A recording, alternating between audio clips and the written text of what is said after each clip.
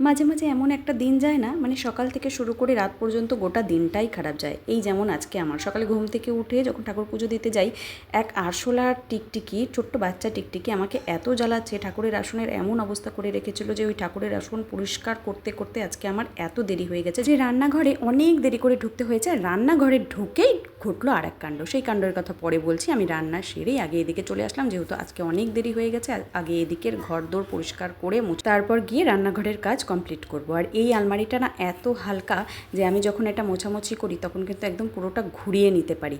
অন্যান্য ভারী আলমারিগুলো যেমন ঘোরা যায় না, ওই পেছনটা প্রচণ্ড ধুলো পড়ে যায়, ঝুল পড়ে যায়, কিন্তু এটা আমি অনায়াসে ঘুরিয়ে নিয়ে মুছে নিই। আজ এগুলো কাজ না করলেও হতো, যেহেতু এত দেরি হয়ে গেছে, কিন্তু কালকে করতে পারিনি, শরীরটা ভালো ছিল না।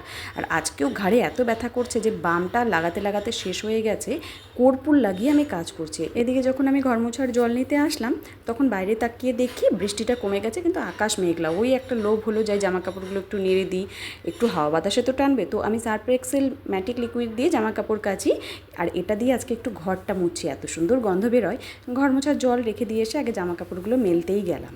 ঘর মোছার শুরুতেই প্রথমে এই আলমারিটা যে সরিয়েছিলাম সেই জায়গাটাকেও ভালো করে মুছে নিলাম। যদিও এই ঘর কিন্তু আমি সকালে ঠাকুর পুজো দেওয়ার সময় বাসি ঘরটাকে সাজো করে নিই, কিন্তু এখন ভালো মতো একদম পুরো ডিপ ক্লিন করে মুছে নেব।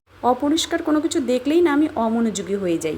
যখনই ঠাকুরের আসন ওরকম অবস্থা দেখলাম তখন কিন্তু আমি অতক্ষণ সময় নিয়েও পরিষ্কার করে নিলাম। এবার ঘর দৌড় ভালো মতো পরিষ্কার করে নিচ্ছি। হালকা খিদে পেয়ে গেছে, তাই একটু খেজুর খেয়ে এবারে তোমাদের বলি কি হয়েছে। পুজো শেষ করে এত দেরিতে রান্নাঘরে এসে একটাতে ডাল আর একটাতে ভাজা বসিয়েছি। এই দেখো আমি এখন সিঙ্গেল গ্যাসে রান্না করছি, কিন্তু আমার ওই ডবল ওভেনের গ্যাসটা গেল কোথায়। আমি যখন ডাল ভাজা রান্না করছি তখনই এই গ্যাসের এই নাটটা খুলে আমার হাতে চলে আসলো।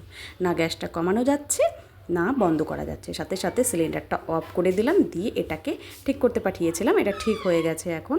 আর ওই একটা গ্যাসের মধ্যেই ডাল, বকফুল বড়া, আলু পটলের তরকারি, করলা আলু ভাজা, এই আজকে রান্না করলাম। আজকের মতো টাটা।